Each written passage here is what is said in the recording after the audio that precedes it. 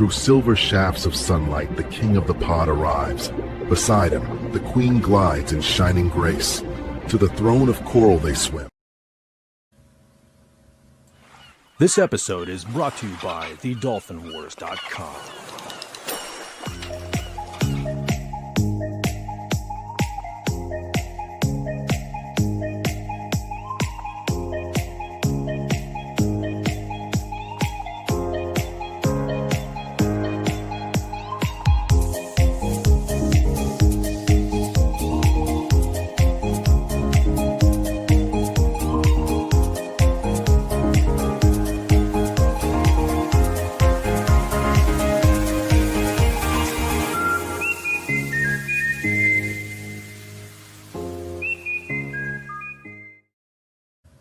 Good evening, everybody, and welcome to King Dolphin Television. I am Raymond. I am the author of the Dolphin Wars trilogy of books and ruler of the greatest pod on YouTube. I'd like to welcome you for episode 435, where I will review and talk about a 1960s cartoon series that I think kind of went under the radar with everything that was being shown in the 60s during that time. And yes, I'm dating myself. I'm old, but the 60s was a great time for cartoons, and this is no exception. We will be talking about the Herculoids. I will be going, unfortunately, before I go on further, I couldn't get a lot of screen grabs from the original cartoons because of technical issues, and I thought about doing it for in the remake, but I decided not to because I have the next best thing. I got a comic book series, and I know how to use it. So I have a comic book series about the Herculoids that I will also review on an ongoing basis, along with my Fantastic Four reviews. So I think everybody's going to enjoy that. Before we get started, if you like everything that we do here with like these comic book reviews, if you love Just Cuz, I know everybody loves Just Cuz. If you love Radio King Dolphin TV, or just everything that we do here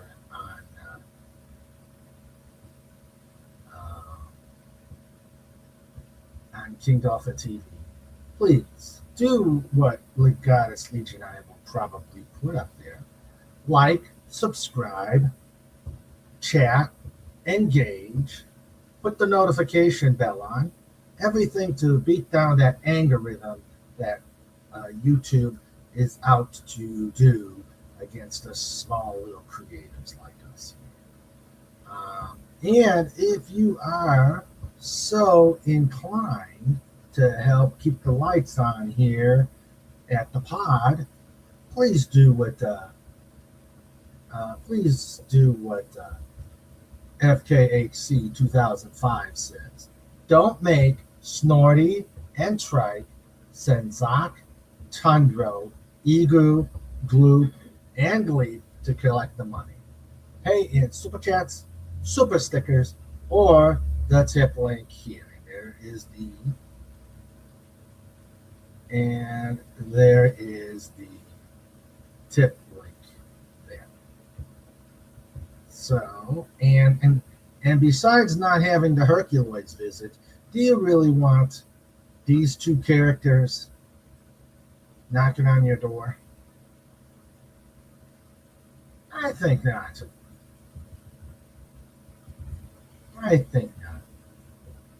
Because even though they are some handsome devils, I'm sure they're going to do things like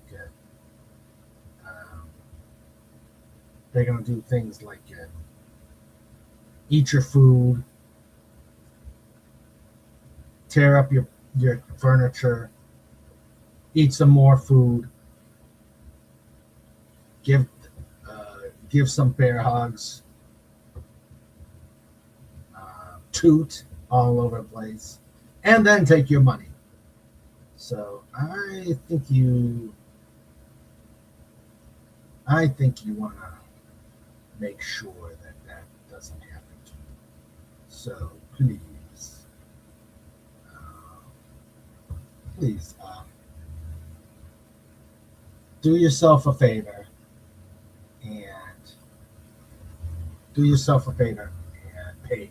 and pay up. Okay, so time for some shout outs. I give shout outs to everybody here and to welcome them to the pod. We have Crouching Taylor here in Swift. Hello, Matt G. We got Wallace Lang, and please wish a happy birthday to Wallace Lang. He's a good guy, so yes. Happy birthday to you. Happy birthday to you. Happy birthday, Wallace Lang. Happy birthday to you. And many more. All right. And now the Lifeguard Corps. Starting with our producer, Sandra. King Dolphin TV in color, stereo, wherever, HDMI, if you got the cable. A Sandra Feliciano production with Trike as director. And we got FKHC 2005.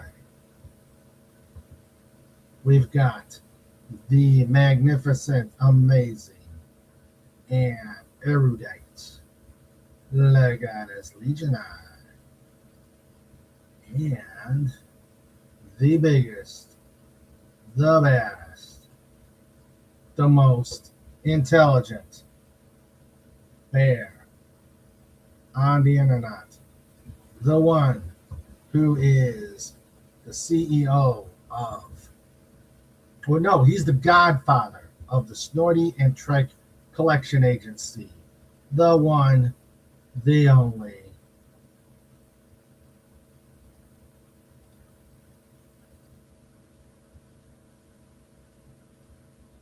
Snortopoopas! Q-Bar. And, yes, what would Snortopoopas do? Probably eat him.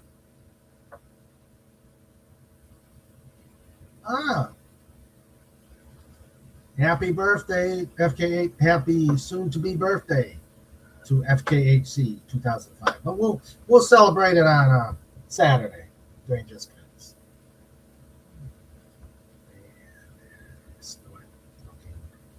Say, ooh, I never looked so handsome and mean.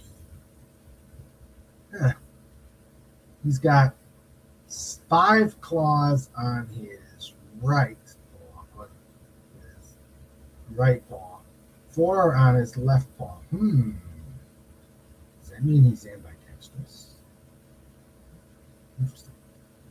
All right, so let's get started on talking about the Herculoids. There's a meme incoming. So, a little background on the Herculoids. Oh, and don't forget to answer the poll. It's a simple poll. I wish I would have had a 5th line, but you know YouTube. Who is your favorite Herculoid? We got Zoc. We got Egu, Tundro, Gloop, and Bleep. I wish I had a spot for the humans, but YouTube wouldn't let me put a fifth line. So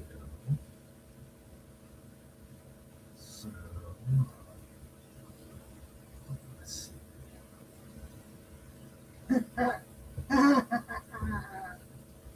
Oh, that's cool. Oh, that is so cool. That is so cool. FKHC. The first meme from FKHC tonight. Where's my money?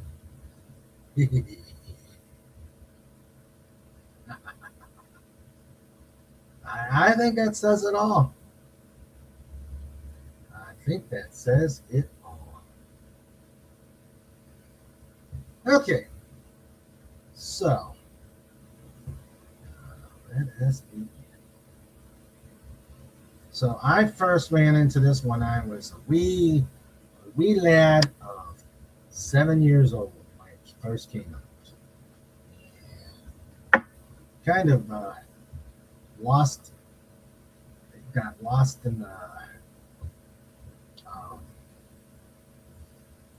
in the various and sundry recesses of my mind on cartoons, but I just happened to rediscover it. I just rediscovered it and found out I liked it, and that's why I got a DVD set and found this comic series from Dynamite Comics, and oh my god, it's good. It is really good.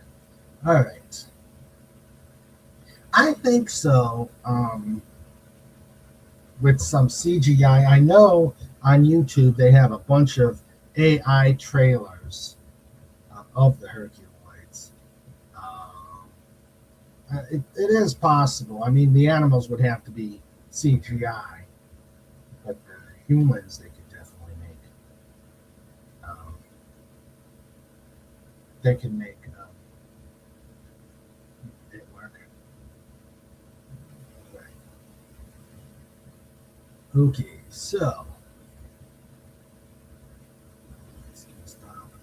a little background on the Herculoids. It was a Saturday morning animated series produced by the great Hanna-Barbera Productions, now owned by Warner Brothers. It was created and designed by Alex Toth, and it was a science fiction fantasy show, and it debuted in September 1967 on CBS. They only produced one series of 18 episodes, which ran during 68, 69 as well. Then they had, in 1981, they did a redo called The Space Stars, and the Herculoids had 11 episodes there. So the premise is they're on this wild prehistoric planet that was never named. It was only named in the original series once, and it was called Amzont. And in the revival, they called it Quasar. And fortunately, in the comic book, they went back to Amzont. So there are the space barbarian family. I don't think they were so much barbarians, because they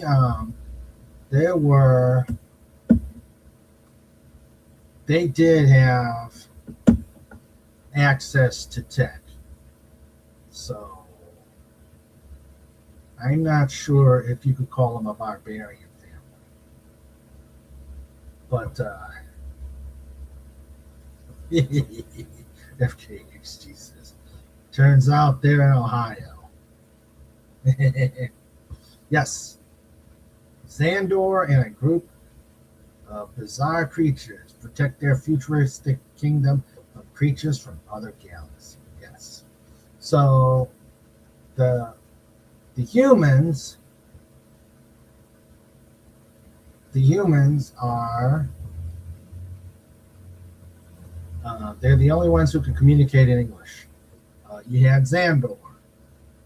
He is the leader of the Herculoids.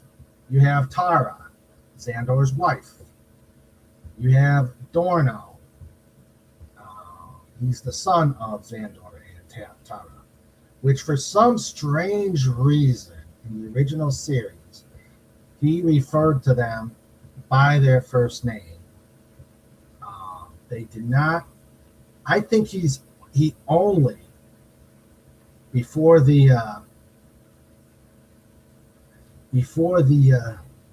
reboot or revival, he only called them father once, maybe father and mother once, maybe twice in the original 67 series. He called them mother and father in the 80s series. So Dorno. No, Dorno.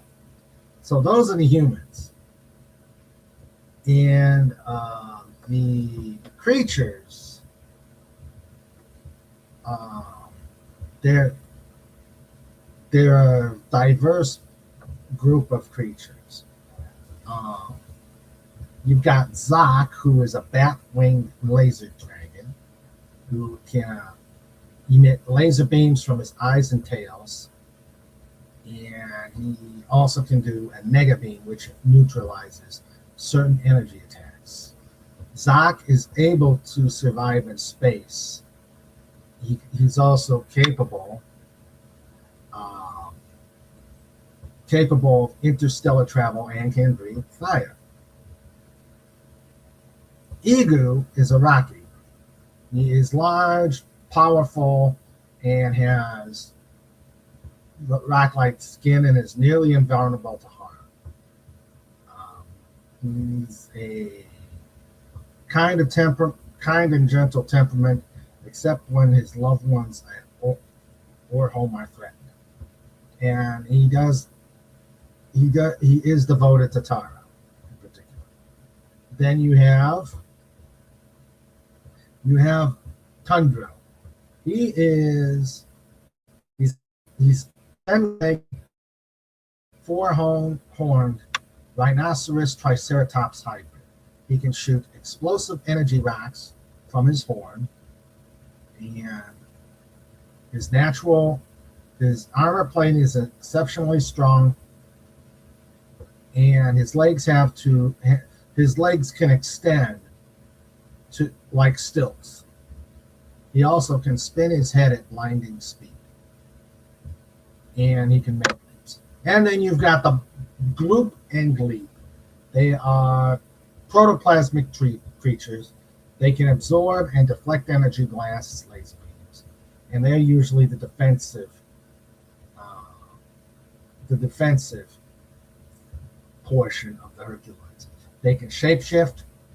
They can turn into cushions, trampolines, parachutes, stretch themselves between tree limbs to be slingshots and binding an attacker's limb. Or they can encircle their entire body to squeeze and render unconscious. And they can divide their bodies into separate portions which are fully controlled until they reunite. Gloop is the larger, Gleep is the smaller. So, yeah, you could see at times Gloop will multiply into many versions of himself to escape things and protect the Herculoids. Okay, so right.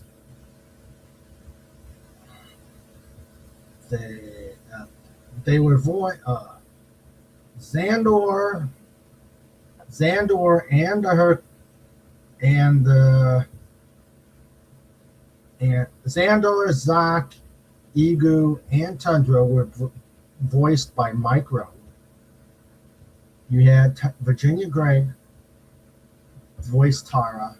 Gloop and Gleep were voiced by Don Messick. So that's a background of the Herculoids. And FKHC says they are the Inhumanoids. Yeah. They fought some really weird creatures. They had robots, lots of robots, mad scientists. They've been shrunk. They fought the faceless people. They've had destroyer ants, raider apes. They've had flying, talking birds, all sorts of weird creatures. They have fun. Strangely enough, when enemies flew to the planet to do whatever, they already knew that Xandor, they knew Xandor. So it's like, I have always been perplexed why everybody and their dog who visited the planet knew Xandor if they were trying to keep low key on the planet. So that kind of made me speculate that they were from another world and then came to the planet of the Hercules, planet Amazon. So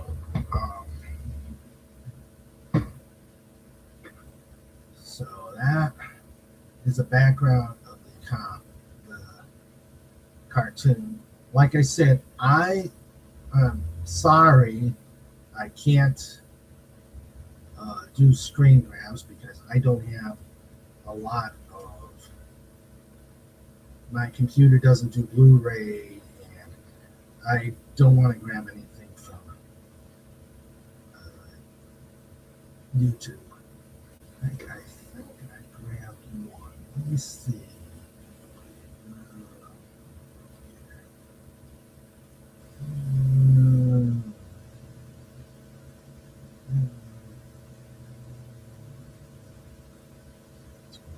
Trusty.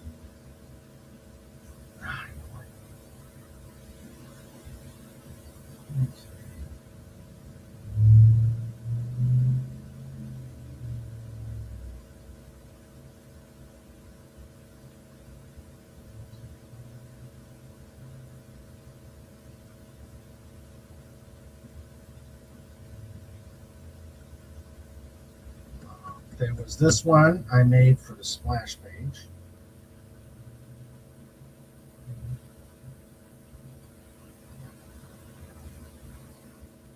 And added a certain, added a seventh Herculoid. Well, a ninth Herculoid, because the humans are considered Herculoids. So I added, so there's a ninth Herculoid right there. So that's a pretty good shot of them.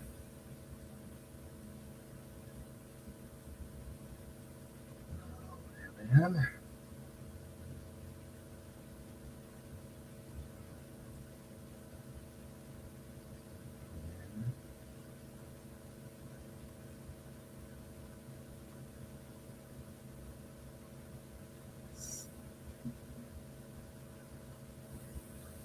this one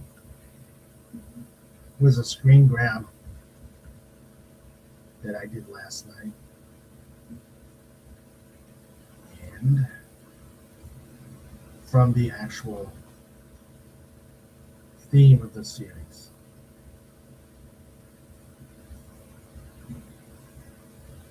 So you've got Group, Gleep, Zoc, Tundra, and Ego. I do gotta say they definitely don't. They definitely are a team. Xandor must have really helped them to get more, very strategic in their fighting. From what I saw in the series. So, all right. So we're gonna go to get a feel and to get a feel of how they came out in comics. They've been in comics before.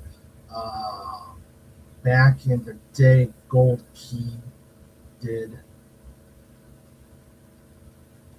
Back in the day, Gold Key did Hanna-Barbera Super TV Heroes that had the Herculoids as one of the stories, and then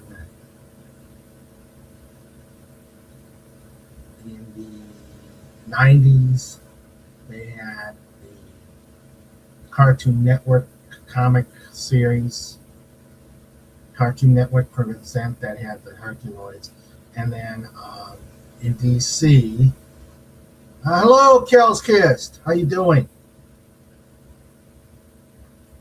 Glad you can make it. So in 2016, DC did a series with all the comic Hanna-Barbera cartoon heroes and called Future Quest, and the Herculoids were in the series. So, okay, they had Johnny Quest, Space Ghost, Birdman, Frankenstein Jr., The Impossibles, Moby Dick, and Mike. So, and then they had a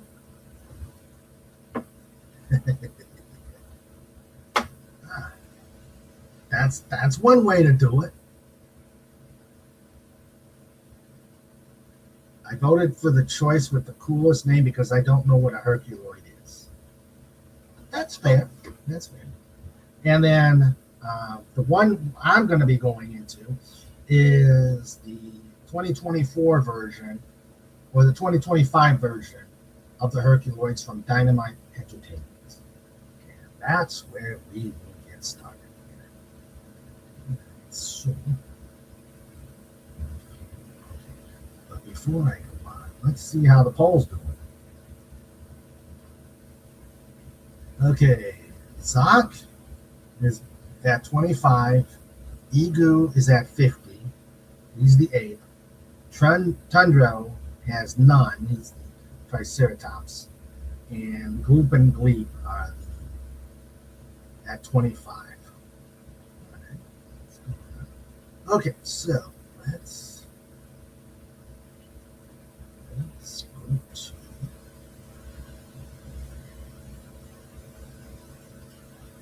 go to the comic.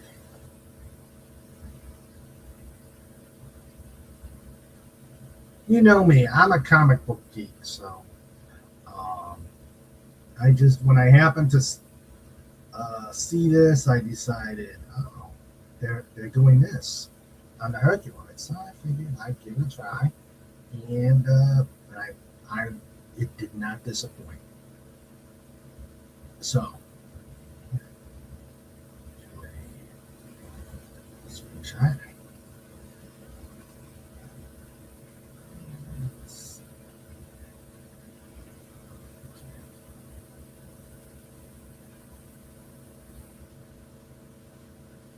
That is a beautiful cover. That is an awesome cover. It's got Xandor, Tara, an interesting rendition of Gloop and Gleep. Got Egu, Zaka back there flying and blasting, and Adorno's on Egu, and Tundra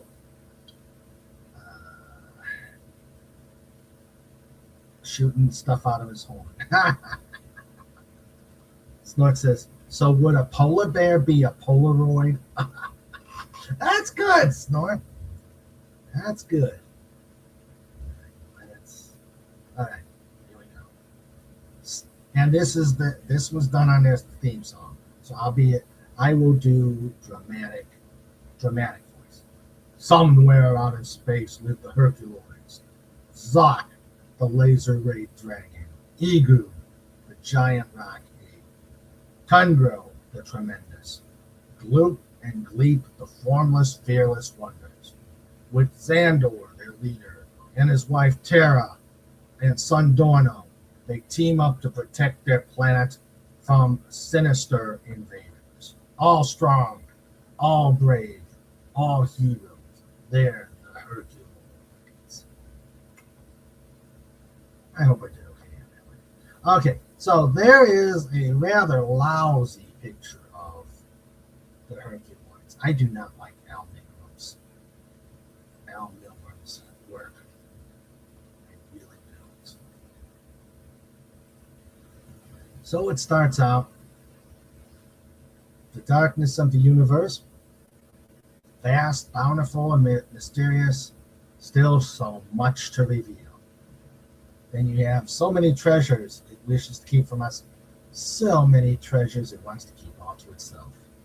And then here comes a ship coming out of a warp field, and if the universe will not give it willingly, then they must be sought out, hunted down, and taken by force if necessary. So it sounds like pirates. So it sounds like there are pirates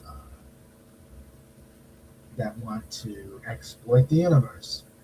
And the narrator continues, there was a planet spoken of at whispers, one that searchers looked but could never find. A planet so rich in resources that a voracious galaxy could be satiated with its bounty for generations. And Quasar, Pentagoran, Shoranza, Amzok, the world of abundance was called by many names, all of them meaning the same, paradise. You see creatures in a stasis field. Those who found these mythical places would be wealthy beyond their wildest dreams. And a character named Quintel heard rumors about it, but he never really believed it until he went to a less than reputable drinking establishment on Barbera 11. Notice the play on Barbera. That's an Hanna-Barbera. So he sees this character, or this reprobate, and he's offering him a drink. And he's saying, what would a bottle get him? And the guy says, I have many tales to tell, but I think there's one that you want to hear. So he knows what to tell him. And he says that this guy is the only survivor of an exploratory mission to the Theta Quadrant. Ooh, the Theta Quadrant. And a chance of encounter with a black hole took him to some place special. Black hole, I'd say it should be a wormhole. You can't get through black holes. And so he said that there was a navigational error, and it took him to this world.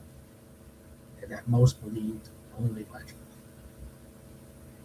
He said, I heard it spoken as Amzot, and from our initial readings, it was everything whispered about and more.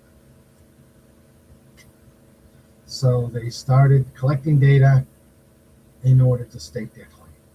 But their fortuitousness was short-lived. There were monsters in paradise. They struck without provocation. Crewmates cut down by the savagery. He said it was a miracle I survived, but he thinks it was for a reason. That he was allowed to live as a warning to anyone who sought Amzat, a warning to stay away or meet a calamitous fate. And he came back, and Quintel saying, you saw the star chart, you know where it is. And he said, yeah, and they're going to stay in my memory. He's not going, he says, what Amzat will be lost when he dies. And Quintel says, I'm sorry you feel that way. He's got no time for stubbornness and takes the information through devious means. He says, my sponsors are quite wealthy. The memories inside your head could have made you a rich man, but all you have is your death. And censor the stasis tubes open up, and out come his team. He says, I have the way to paradise. And they're talking, saying, no, this isn't real, it's a legend. And they're saying bedtime stories. And he says, my team, the leader of the team says, my team and I were hired to protect you all, and that's what we intend to do. And Quintel says the planet's real, and if the stories are true, we're about to become quite rich, but not without the risk of danger. And he's telling them about monsters that are protecting the planet. One of the mercenaries says, stories to keep the cowardly away, and if true, we have more than enough firepower to deal with witches. So they start deploying. The ships out of the station, and they have a bumpy ride down. And there's about seven ships to go down. Okay, so, and they're being watched. Okay, what is a barbarian doing with binoculars? I think he's got some technical savvy. And he's saying, they come again, as many have tried before, wanting to take from the world that doesn't belong to them. How many times have they tried? How many times have they been thwarted? So there is Xandor. And like I said, he's got a pair of high-tech binoculars. But then he's got a horn made of some material, he says. But still they come, and again, he must raise the horn. That's all before they will stop. And he he blows the horn. And it goes bellowing, and to summon the protectors. And the first one who hears it is Igu, the Rocky. The next one, all you see is the eyes, and then there's Zot, the dragon. Now well, no, I'm not going to spoil it. And okay, so there's Zot coming out of the cave. And then all of a sudden, looking to knock a couple of nuts off a tree with a rock that comes out of his horn is Tundra. He shoots rocks out of the energy rocks from his horn.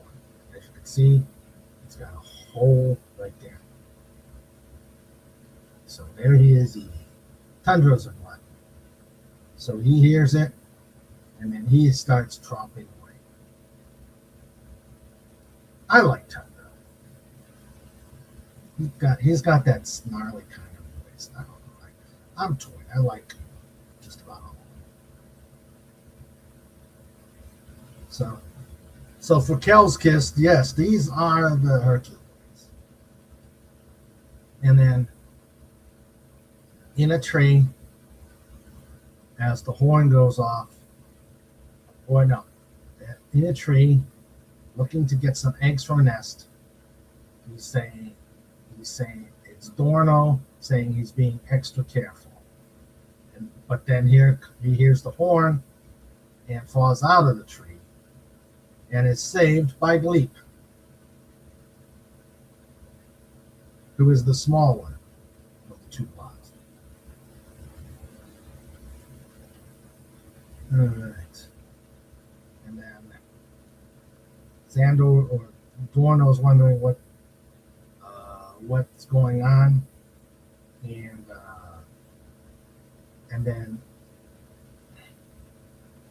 then all of a sudden they're interrupted by his mother, Tara, who said Xandor went to investigate an incursion and must have found something. She is writing glue. So they head on out to help out. The ships are getting ready to land, and being the ruthless robber baron that Quell 10 is, they decide to do some scorched earth tactics and start burning down the planet.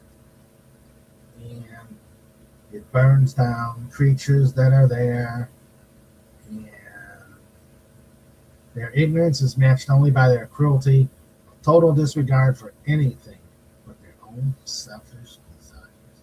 So they're killing innocent creatures for no reason.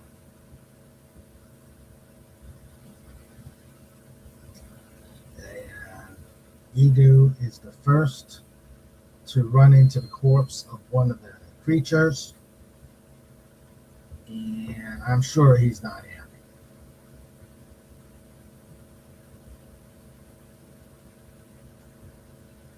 So they come driving their tanks out to set up their base camp, and they're starting to confirm that the ratings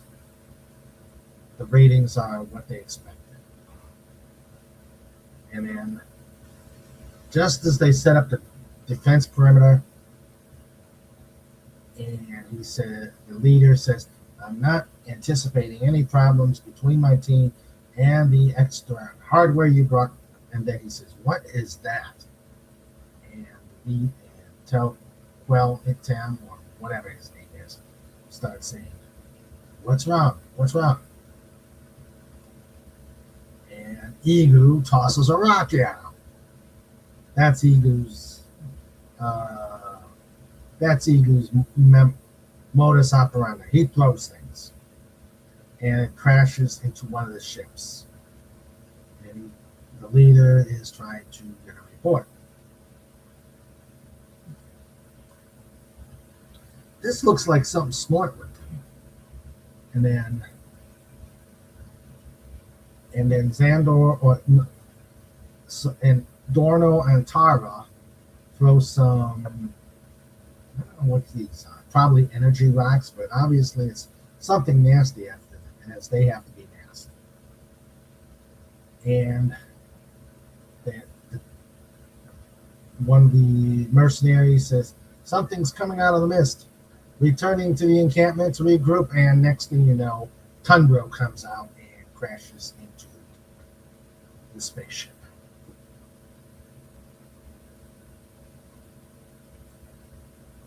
And they're saying, security team, we're under attack, trying to get the team back here.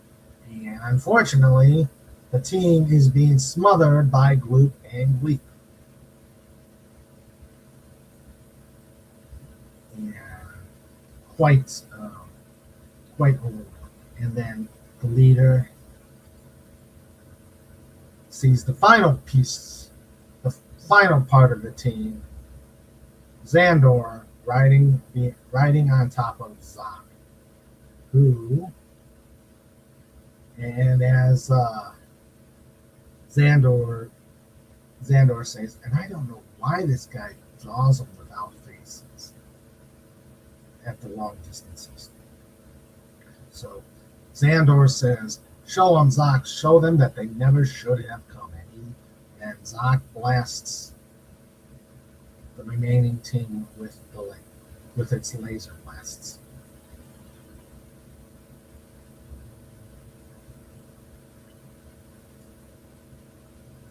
The team is the leader is seeing that his team is pretty much decimated, and he said, shining, hello, is that you? And Xandor says, Shinning can't help you now. And he says, who's there? Who are you? Who are we? We're the protectors of Amzon. We are the Herculoids. And there's the whole picture of the group. Egu, Zoc, Tundra, Gloop, and of course Thorno, Tara, and Xandor. So I think they're in trouble. So I'm going to go to the next one, because I don't like leaving you guys in a cliffhanger. So,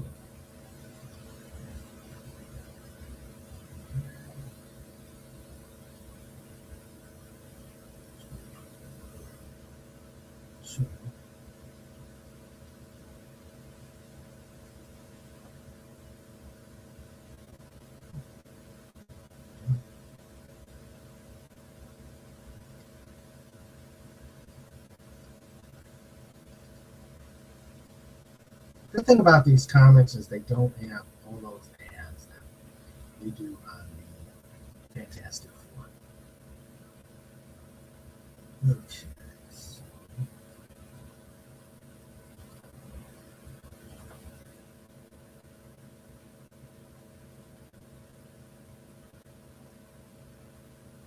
Okay, another beautiful cover of Egu, Gleep, and Gloop. I love how he renders Gloop and Gleep. And if you look very closely in Gleep, you can see a skull.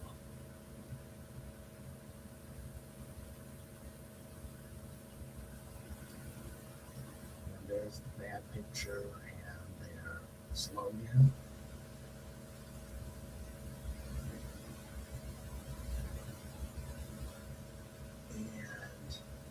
Quintel is, there was a planet spoken in whispers, one so rich in resources that whoever found it would be wealthy beyond their imaginations. The planet went by many names. Quintel knew it as Amzon. And his sponsors are saying it's a legend. Explorers have searched unsuccessfully for a millennia, and they're saying we've wasted our time. Quintel says, I know where it is, and with your assistance, I will find it for you. So because of his reputation, they're going to listen. And one of them says, if we were to believe you, what would you require? He said, I need an experienced exploratory and extracting team, as well as the largest refinery ship in the fleet. saying, we believe you and we'll take the risk. And we'll do what he says, I thank you for your trust. You won't regret the decision. Oh, I think you will. And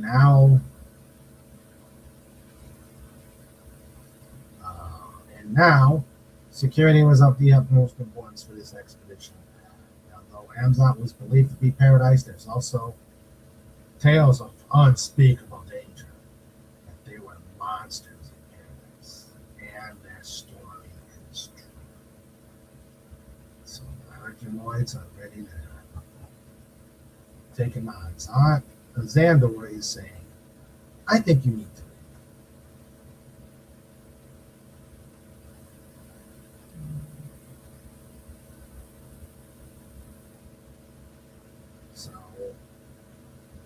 So, flashback, they say monsters, you say, more like children, to frighten away children and cowards.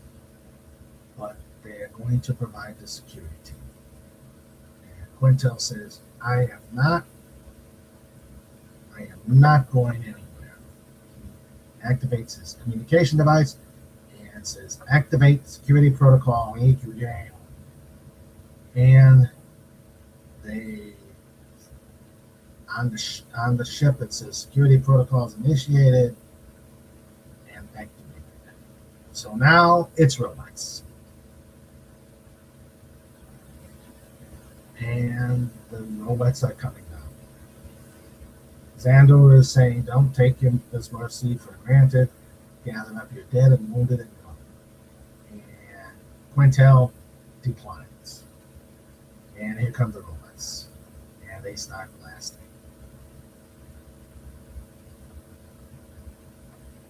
And the battle is joined with laser.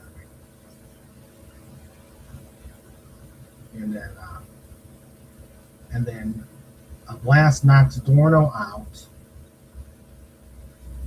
And next thing you know,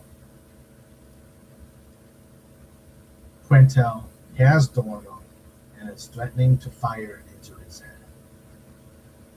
He's saying, it's entirely up to you. Either leave or... And they leave. They are not going to let anything happen to Dorno. So, they leave. And one of the robots has Dorno. And going to take him back to the command center. Meanwhile, back at their home, Ego is not a happy camper.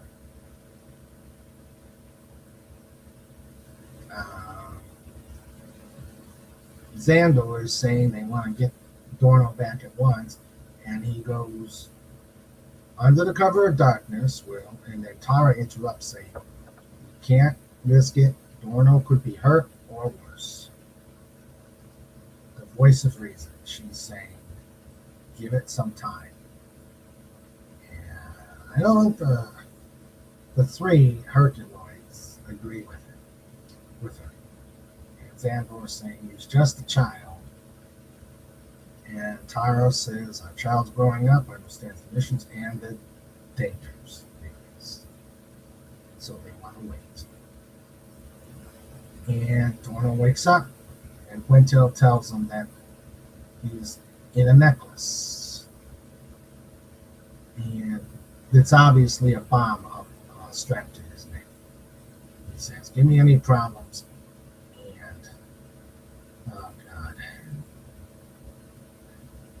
Oh God. Do I have to say this, guys? Well, it is in the book. I promised Wednesday was none of this though, but he's saying it. He says, give me any problems, and boom.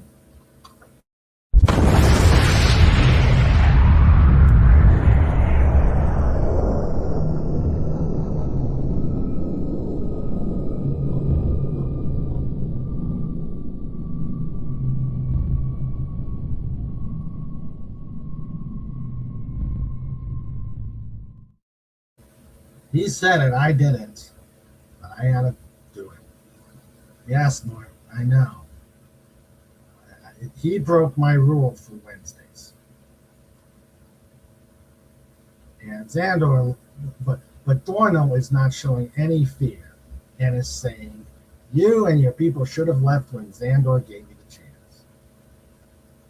And he's saying, we're not going anywhere, not until we've had a taste. I've heard stories of this world, how it was the answer to all one's hopes and desires. Naughty. Yeah. So he sees that there's these resources of every time, and enough to satisfy a starving galaxy for millennia to come. And then they put some stuff in the ground, and there are cables getting ready to attach to these devices on the ground.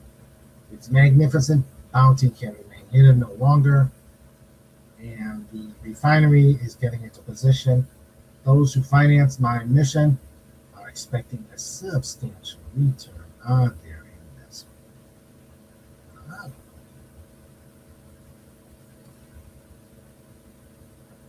So, and the Herculoids are by the hill,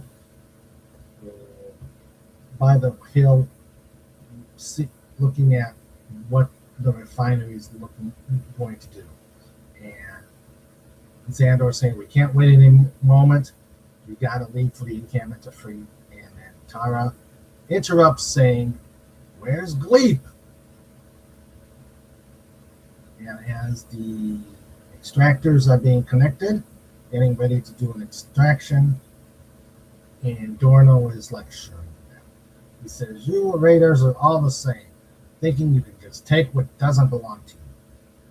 And Quintel says, it's how the universe works, Wooly. But I doubt you know that living out here. The strong always take from the weak. Dorno says, is that what you think? That you're weak? And hidden behind Dorno is Gleep, undoing his restraint.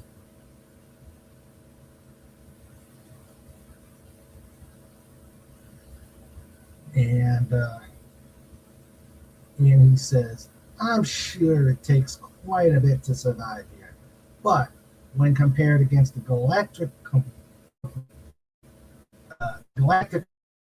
corporation of enormous ending, gets punched by Dorno, who says the Herculoids eat galactic corporations for breakfast. See, Dorno, Tara, and Xandor are not barbarians. They came from somewhere with high tech. So he heads out with the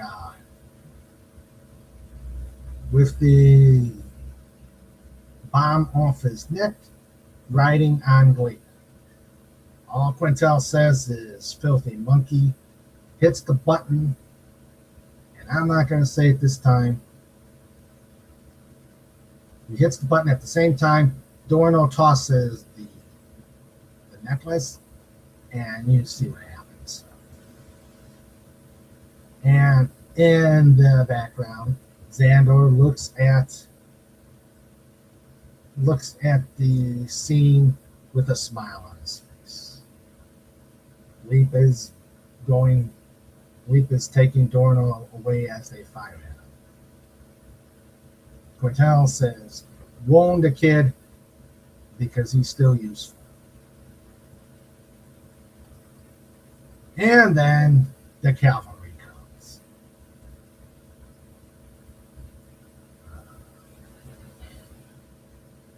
Dorno joins up with the Herculoids, and here they are coming to take out everything. Robots are destroyed by Zoc. Eagle does smashing, both by landing on them and using a rock club.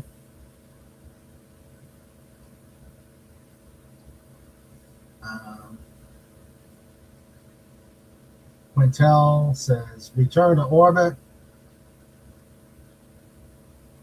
He says, return to orbit. What we've extracted so far we'll have to do for now. But we'll be back and an army will be with us. Dorno shows Tara that they're leaving as Tundra is smashing up what's left. They disconnected and are starting to rise.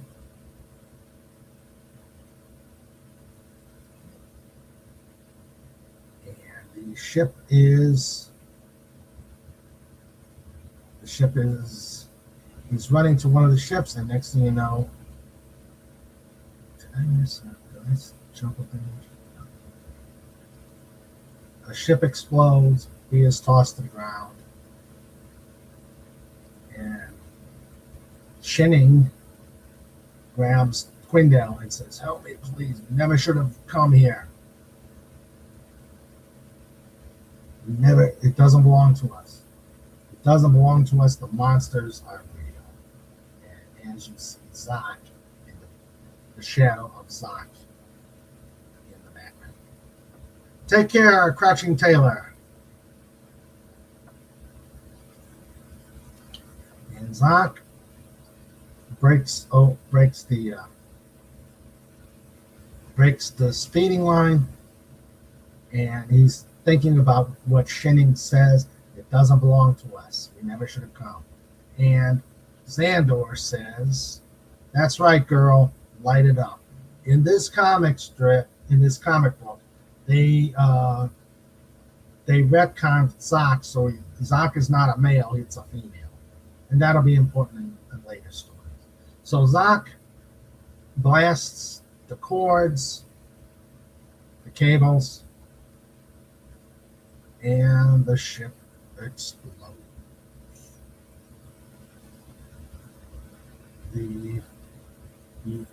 He's trying to get into the ship, and the Herculoids are doing a mop-up.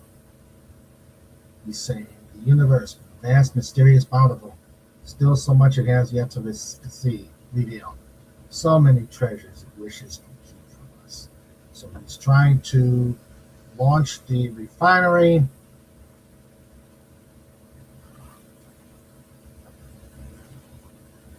And then he's continuing to repeat, so many treasures.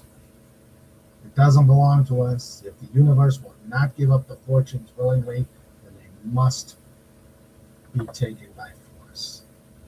Never should have come, and there is Zach flying by the refinery.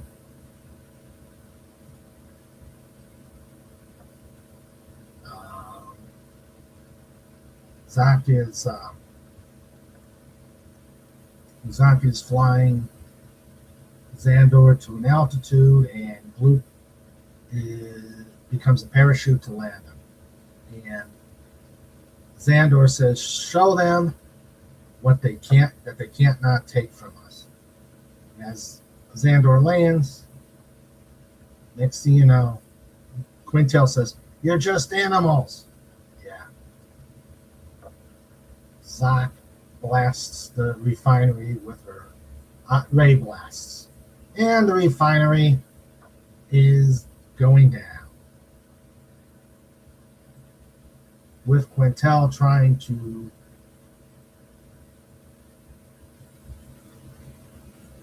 keep it under control.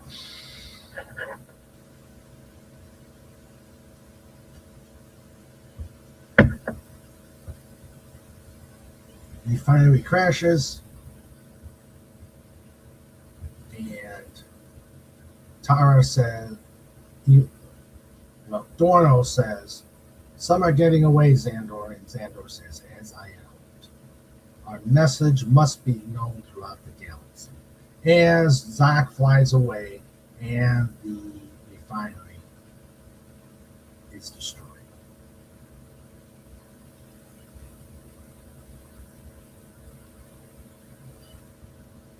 They go back to home. He says, let all who would take from our world beware. Beware, for Amzad is under our protection. And Dorno says, and we are the Herculoids. refinery is annihilated. There was a planet spoken in whispers, one that researchers looked and never found.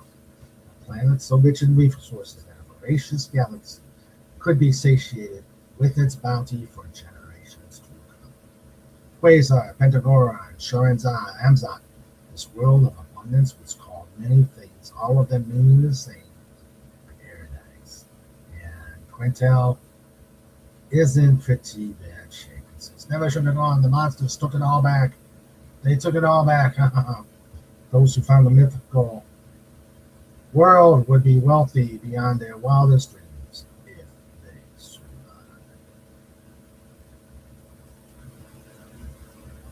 And the epilogue, Amzat sleeps, as do those who would protect it. So you see the three Herculoids sleeping on the floor, on the ground. Hey, FKHC, welcome back. See FKHC, yeah. So you see Zoc, Tundro, and Egu sleeping by their headquarters. Up on top of the house, you see Xandor, Tara sleeping, and you see Dorno sleeping on the.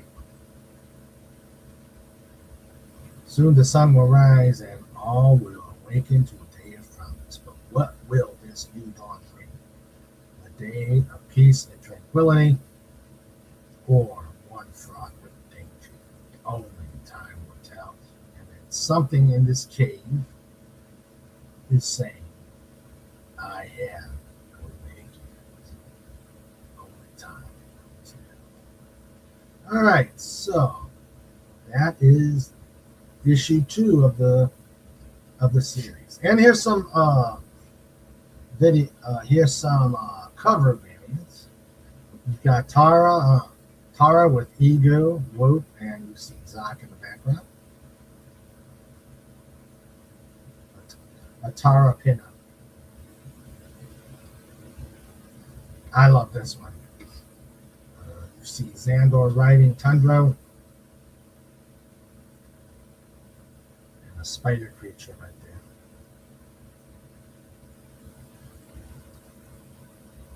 You see the entire Herculoids gathered. I like this one too.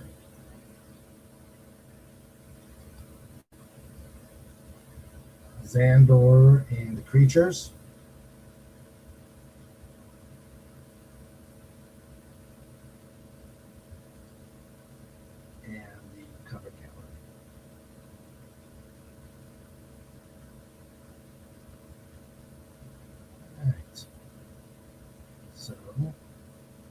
That is issue 2 of the miniseries. Think I should go into one more? Yeah, I think I'll go into one more.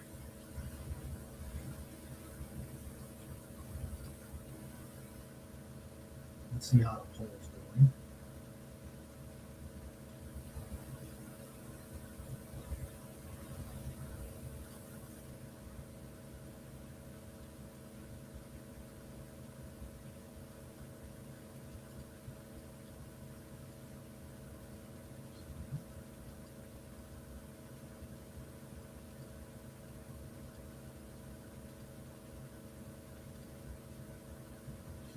Right now, Egu has got the lead. Egu is ahead at 60. You've got Gloop and Gleep at 20. You got Tundro at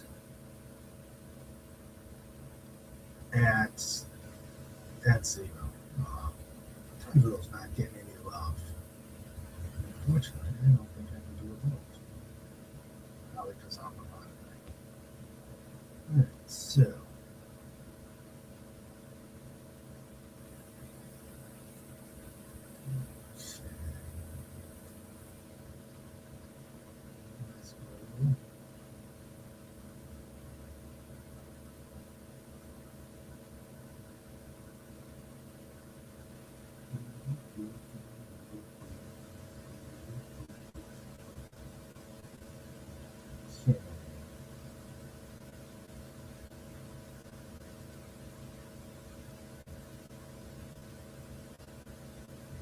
This is the last one we'll do this evening.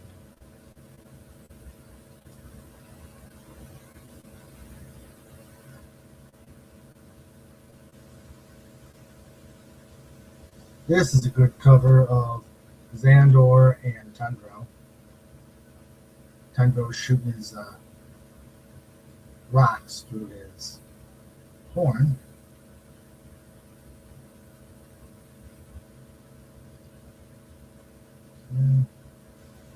I like if you look really close at Tundro's horn, you see a little poot. Not toot, poot.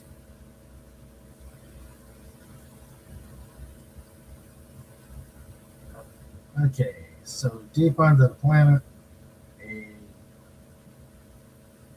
blast wrecks them up, and 3 rovers come through the hole. We've reached the pocket commander,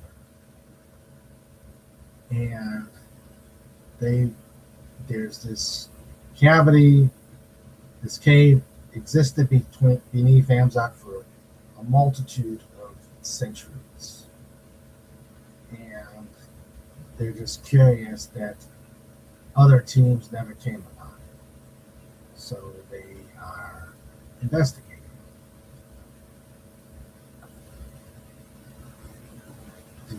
They're saying the mysterious chamber,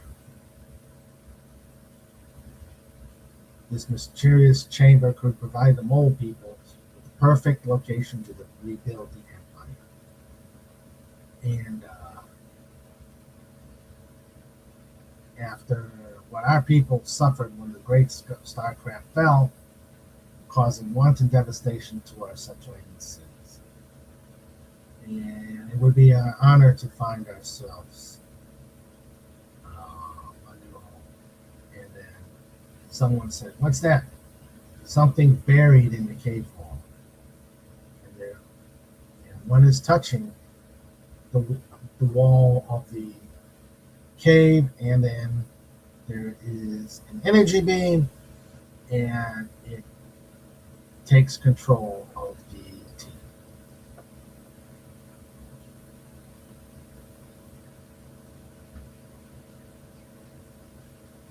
And then we go to the home of the Herculoids. And Tara and Dorno are doing some harvesting. And Tara says, "I think you'd be excited for how well our crops have done." And Dorno saying, "I would have rather gone with Xandor." And Xandor and Zoc are going to a settlement to trade some of their bounty. And as you can see, there's Gloop and Bleep holding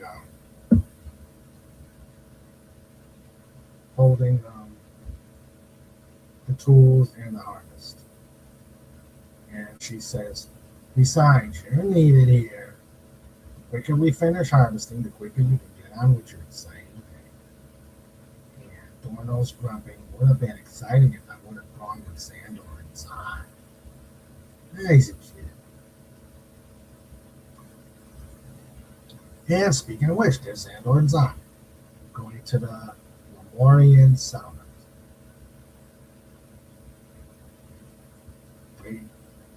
They come down and they see the devastation in the settlements.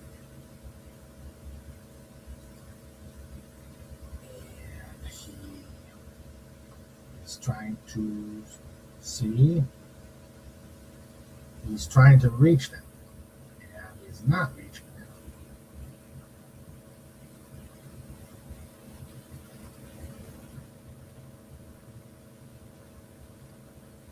And then all of a sudden, they see a cart in the ground.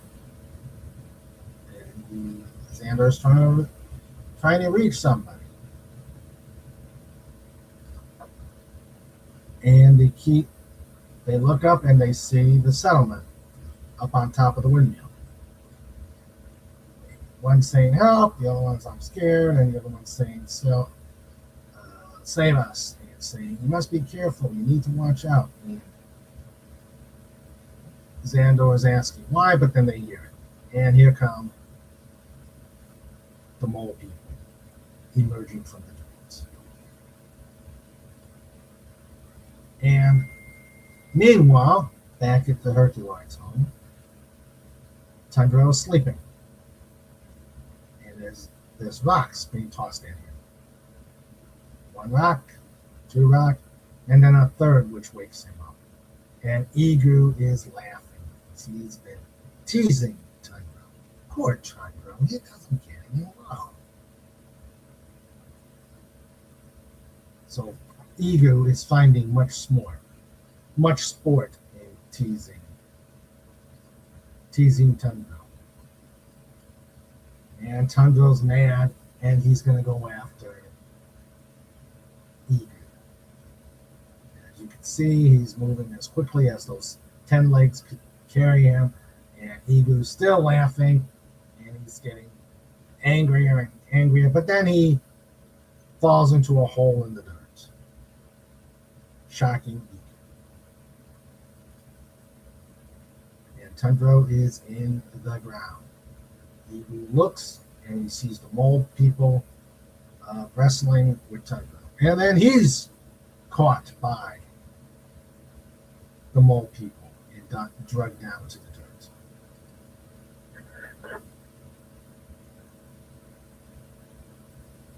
Xandor is now saying, mole people, you would have learned from their previous defeats. But then he's noticing their behavior is not normal. And Xandor's saying, fight back, just don't hurt anybody. So Zoc is tempering her laser blasts on the mole people. So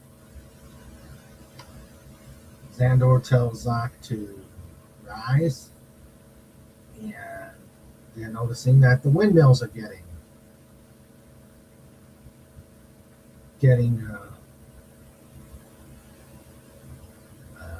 dismantled.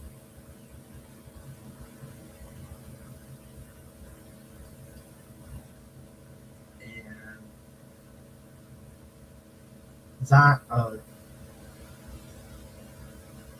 Xandor tells Zoc to grab the cart, and the Lemurians get into the cart and are rescued by Xandor and Zoc.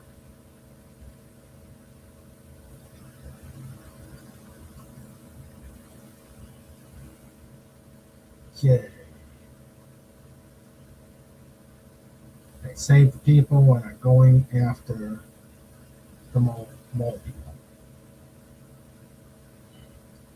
And all of a sudden, another boring device comes out of it. And Xandor's saying, is this another person driven to madness, or perhaps the reason for their actions? So they go down. Meanwhile, the others are fighting back against the mole people. Tara thinks there's something wrong with them. She's telling Dorno to get Egu and Tundra, but then he goes thinking, Tara still treats me like a child, but I'm not a little kid anymore. He goes into a little hiding trap and pulls out some salvaged weaponry.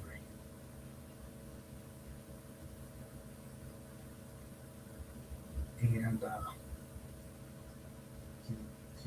Dorno sees Egu in trouble, Egu and Tundra in trouble, so he starts blasting them with whatever weapon he has,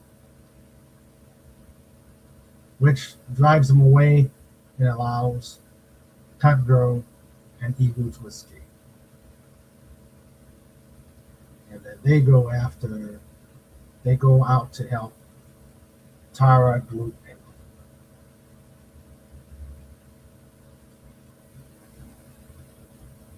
And the creature's saying, I'm your commander. Get back. But the mole people are still going after him. And he's saved by Zoc. He says, and Xandor says, there's no love lost between myself and your people, Commander. And of late, there have been no conflicts till now. And the commander tells him, let go on solid ground, and they will. And he will explain. And the creature or the mole person says, blessed earth, it's blasphemy to leave the ground. And Xandor says, what's going on? And he's going to give an explanation as best he can. There was a colonization team, and because they were trying to,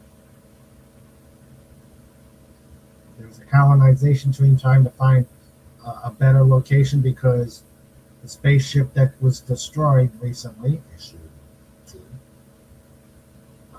destroyed their habitat. And that this device had been sleeping and now it awakens. It had been sleeping but now it is awake. So the team was searching for new world homes but found something else. And the machine is talking. How long had it lain dormant? How long had it been delinquent in its mission? Its thoughts are muddled. It tried to remember specifics. Directives gradually rising to the surface. And it was the last chance for all that the ancients had achieved to survive. We had so much to share, and it shared with the mole, taking them over. So much to share.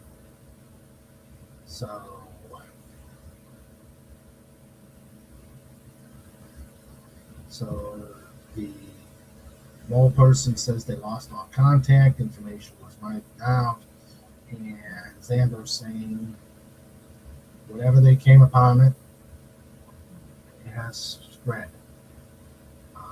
Tara confirms that they're not in their right minds and ordering the rest of the Herculoids not to hurt them so badly. Dorno tries to defend.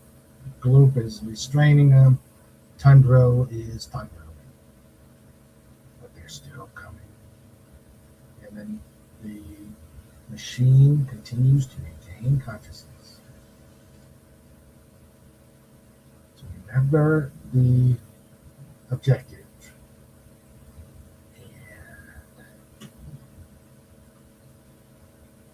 Tara is telling him, restrain him.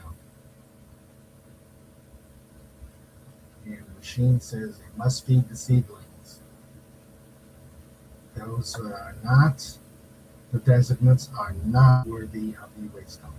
And then all of a sudden, they stop.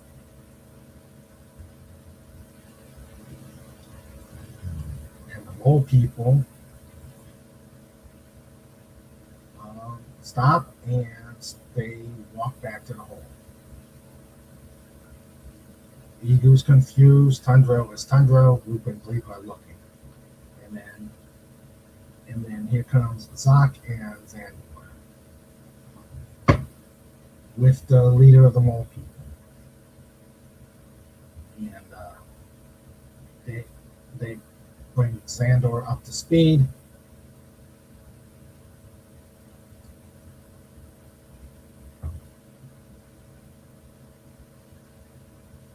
Hey, Tiger Stripes. How you doing? Yeah, she says,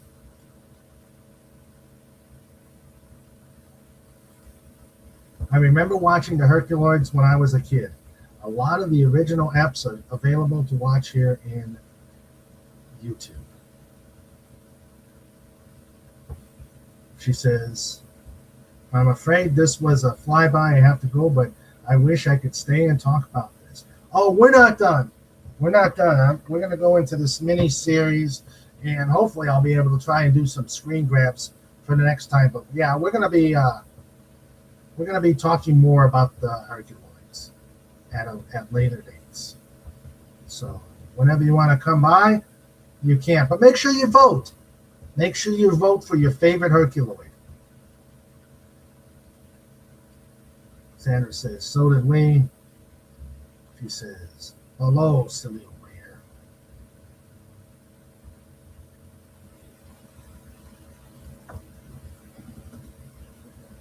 Yes.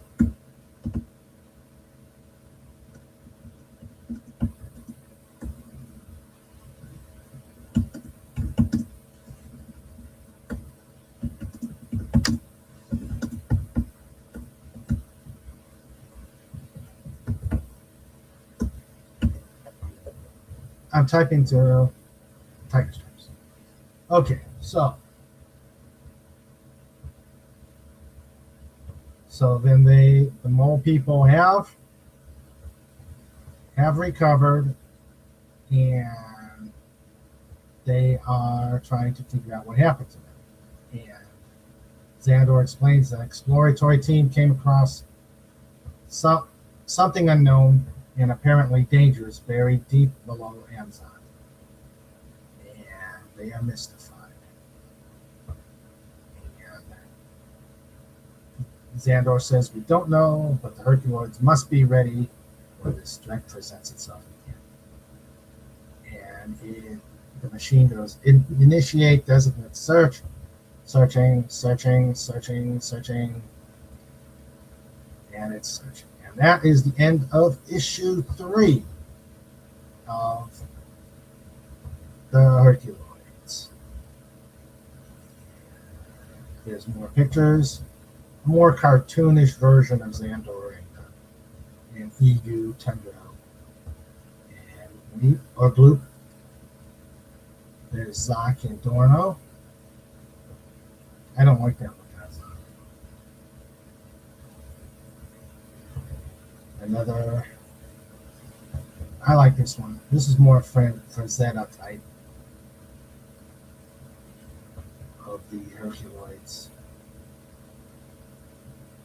This looks like a Franz Zeta.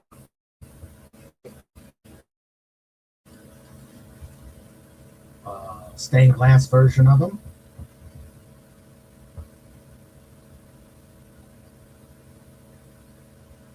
I don't like Zoc with scales.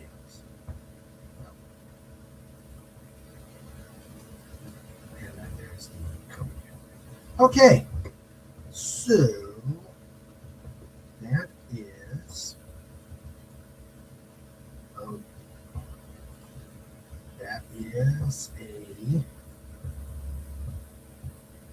a first look of the Herculoids, both the cartoon and this amazing comic strip series. Now, Tiger Stripes says earlier that the original episodes were available to watch here on YouTube. Fortunately, I was able to get, or Sandra got me, the original 60s series. All I've been able to find on YouTube are episodes of the 80s revival, which are pretty good too. In fact, that's where I was going to try and do some screenshots, but they didn't quite come out right. So hopefully I will get those later on. So I think at this point, you know what time it is.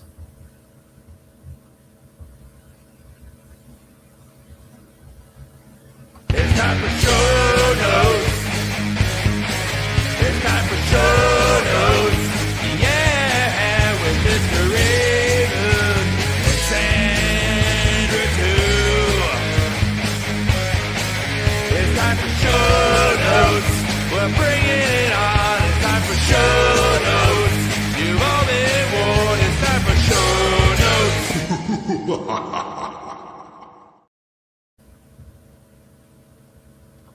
As always, first off, we do the Snortopupus take care message. He says, take care, every human, dolphin, doggo, Dalek, ferret, eagle, hedgehog, and bongo. TM, wholly owned subsidiary of dolphinwars.com. And here is a bongo. It's not the drummies, but it is. This is a bongo. It's kind of a cute creature.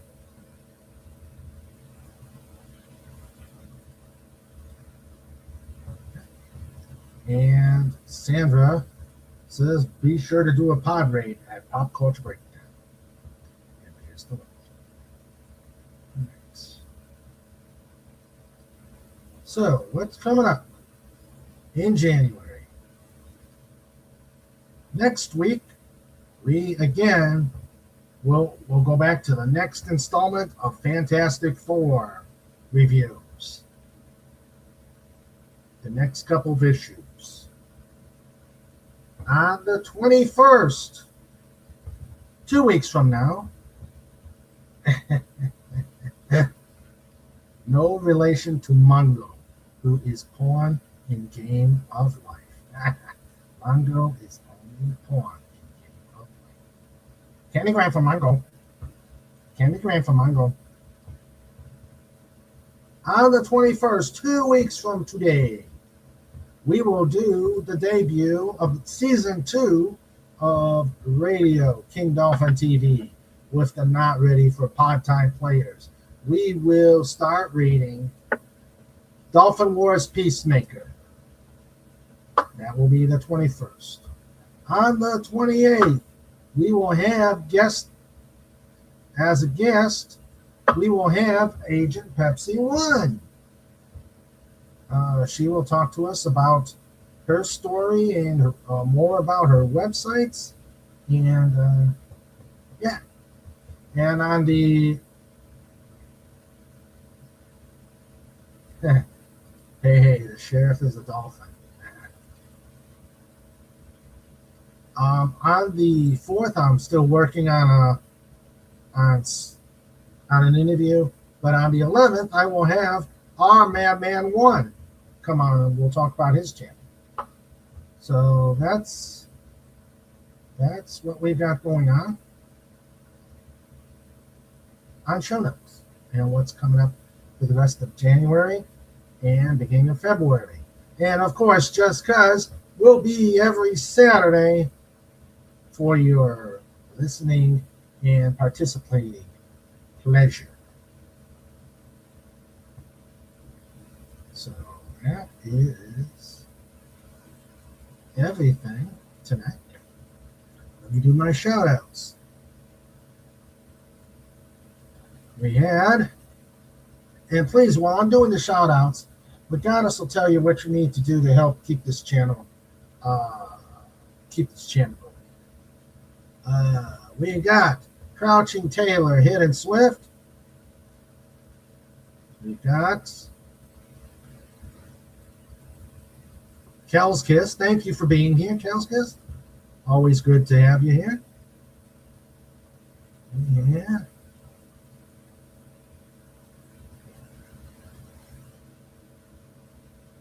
We had the lovely Tiger Stripes.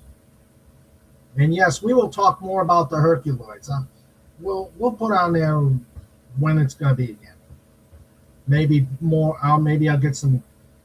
We can do some episode reviews.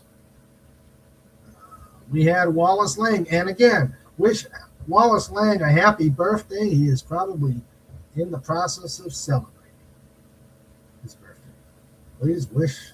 Please put a WL out there to show him a happy birthday.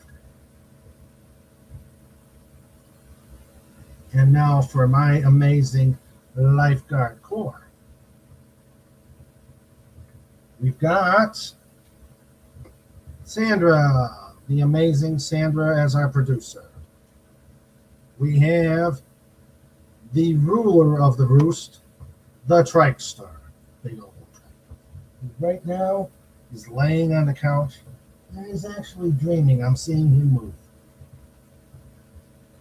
We got the magnificent FKHC 2005, the amazing Meme Master. We've got Legatus Legion I, who is sharing this advice to like, share, subscribe, chat, comment, engage, enjoy, donate, buy, get autographed, and return. Yes, please return for more. And from Snort Bupa says, hail to the track. Thank you, Legatus Legion I. You are amazing.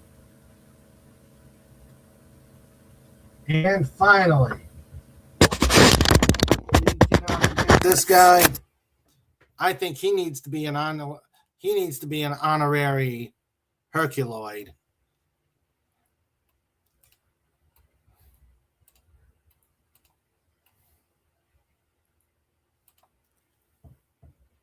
Snorapoopas! Cuber. Dot scream. Hashtag roar. And hail trike. Oh, I see his paw. Yep, he's being a big old trike dog. Hail to the trike. Hail to Snort. And hail to the chat. All right. Well, thank you for being here. I am glad you enjoyed it. Oh, let's see what the final poll is.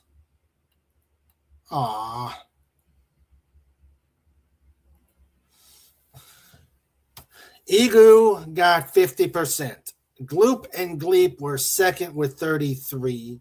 Zoc had 17. And poor Trundro was in the back with no votes. What is it? No one likes that they're a hybrid